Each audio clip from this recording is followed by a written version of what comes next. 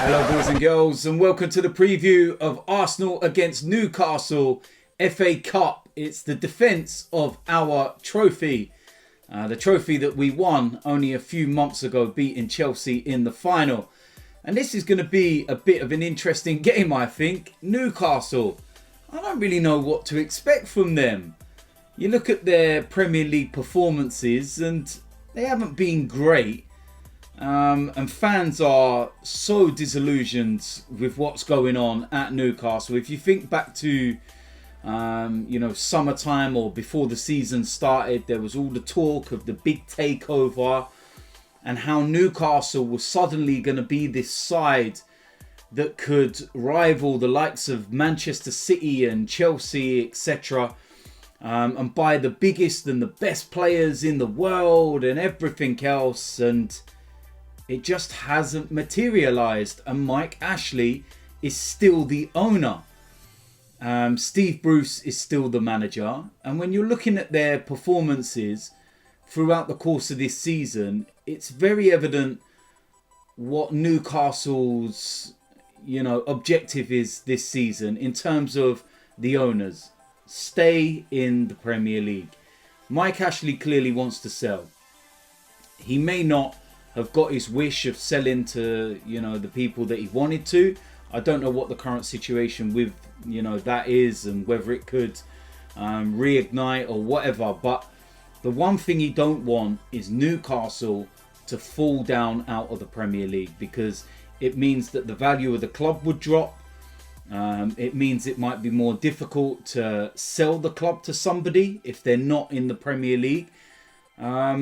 So yeah, that's their objective. And, we're playing them in a week's time in the Premier League as well at the Emirates. And what's going to be interesting about this game for them will be their team lineup, because they play in the Premier League away to Sheffield United, I believe it is, on Tuesday. Now, we've got the advantage of being able to wait till Thursday for our game. Then on the flip side of that, is that the turnaround for rest before we play Newcastle on the Monday is less. Whereas Newcastle's turnaround before their next game is the one that's less, with them playing Tuesday. But then they get a nice break before they play us on the Monday. So I think it's kind of swings and roundabouts in that respect. But what will be interesting is what Newcastle's priority is. And I feel that the owners and the manager will have one priority and the fans may have another. And what I mean by that is that if you were to say to, the Newcastle owners, Steve Bruce or whoever, you can only win one game, either Arsenal or the Sheffield United game on Tuesday, I feel that the people within the club would choose the game against Sheffield United on Tuesday in the Premier League. They wouldn't see the FA Cup as a bad thing to go out of. It's just another game that would get in the way.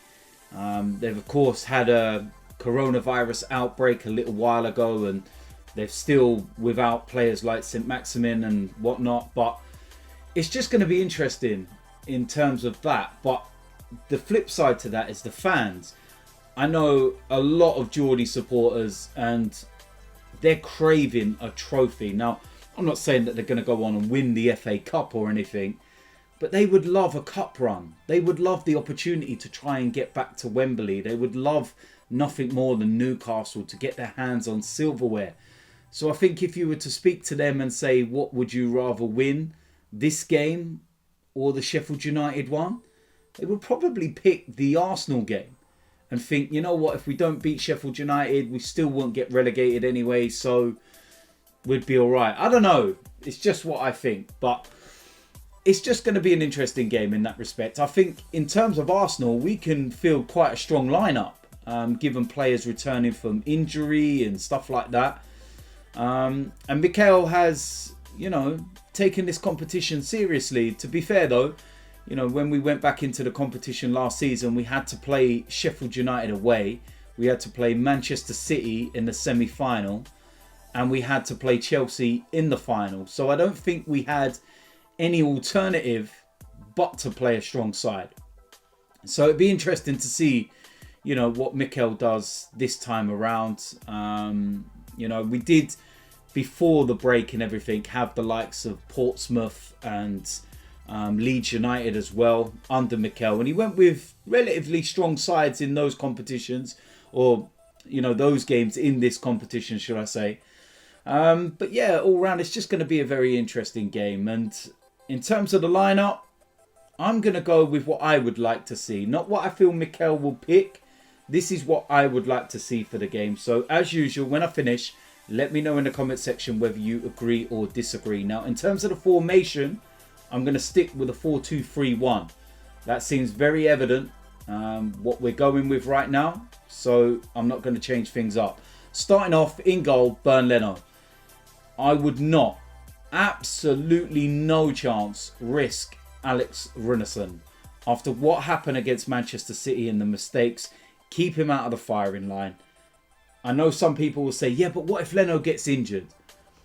Look, it's the chance you take. You can't run that kind of, mindset of thinking, don't play because you might get injured. He might get injured, in the Premier League game against Crystal Palace or against Newcastle in a week's time.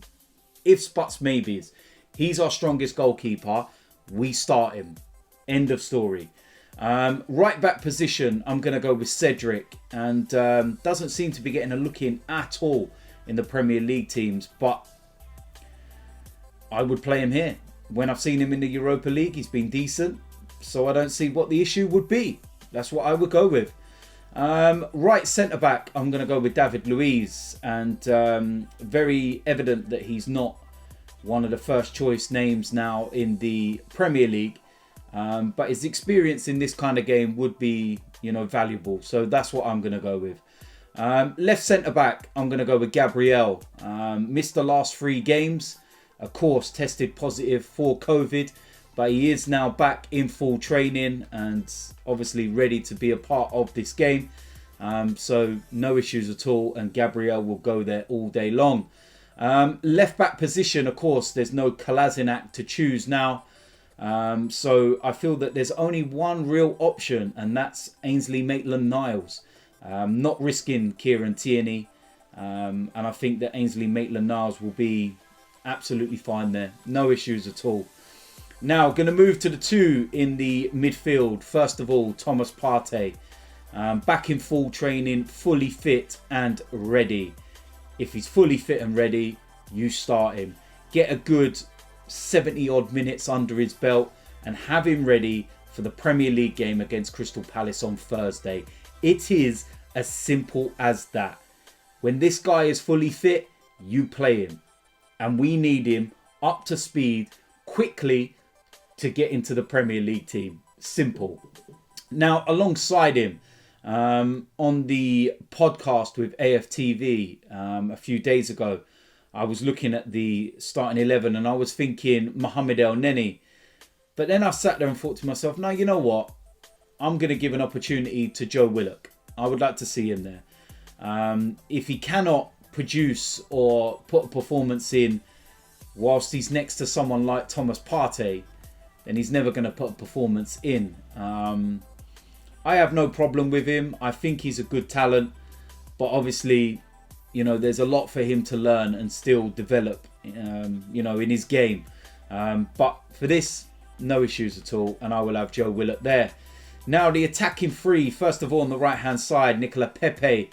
Down in the pecking order right now. And he needs to really, really take a long, hard look at his situation. The likes of Saka, the likes of Martinelli, Emil Smith-Rowe are, the main players right now in that attacking 3. And Pepe is meant to be the main man. He is the one with the big price tag, and it just hasn't worked out.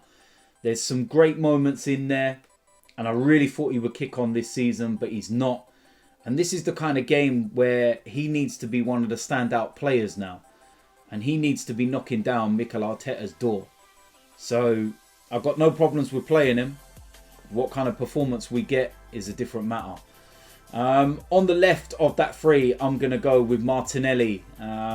Again, Needs some more minutes. Didn't play against West Brom, which was a bonus. We were very good in that game. Got the job done very convincingly. And Martinelli, we didn't need to risk him. But like I said, he's come back from a very, very long-term injury. So he still needs minutes. And I think that this will be the perfect opportunity for him to get some real good minutes under his belt. No issues at all. In the middle of that three, and I suppose this is going to get some people talking, but I'm going to go with Willian. And I feel that there's no other person that we could really put in there. Some would say maybe push Joe Willock a bit further forward into the 10, but I just don't think that's his position. So, yeah, I know it's not ideal, but if there's a player that can play in that area, then I would go with Willian. I think he's only really played there once for us, and that was a while ago now, against Sheffield United at home in the Premier League, when we changed the system around to a 4-2-3-1 in the second half, and Willian went centrally, and he was actually very good. That's what I'm holding on to, and that's what I'm hoping we can get from him. But again, we'll wait and see whether we get anything, because it's just not being great at all. Now, up front, as the main striker, I'm going to go with Bellerin. Simple reason being is that I'm not saying, you know, too much attention to the reports that I've seen this week and he's nearly signing for someone else or whatever it is. I feel that there's a lot of games going on at the moment with the club and his agent and everything else. And I look at the images and the videos of him in training and it looks absolutely fine. And he's clearly an unbelievable talent. But what I'm looking at is that while he's playing, I don't want to see Eddie Nketiah up front. I'm sorry, and I'm not being disrespectful to him, but he's had countless opportunities now. And I think it's time that we give Bellerin an opportunity. One of the things from what we're hearing, you know, from his side that he wants is first team opportunities at the moment. These are the perfect games to give him an opportunity. Eddie Nketiah at the moment is being spoke about, you know, in terms of leaving, and West Ham are interested. I would give Bellerin a go. Give him the opportunity. Give him what the fans want, and let's see. But whether he will start, I don't know. But that's what I would like to have anyway. So there we go. That is it for my preview and my predicted lineup in terms of the 1-11, a 4-2-3-1 formation. And I feel this is very, very strong, to be honest with you. Leno, Cedric, Luiz, Gabriel, Ainsley, Maitland-Niles as the back four. Partey and Joe Willock. The attacking three, Pepe, Willian and Martinelli, and Bellerin up front.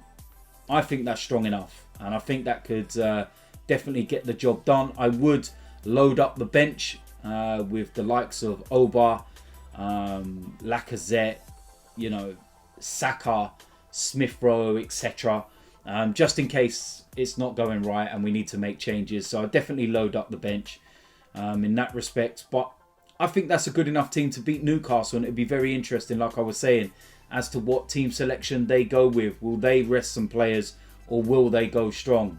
We'll wait and see. So listen, if you're new around here, do make sure you hit the subscribe button.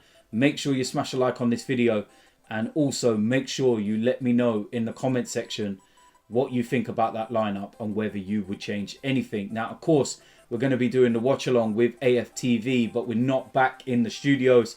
Hopefully my stream is a little bit further forward, shall we say, and I'm not behind everyone, but yeah, I can't promise that one.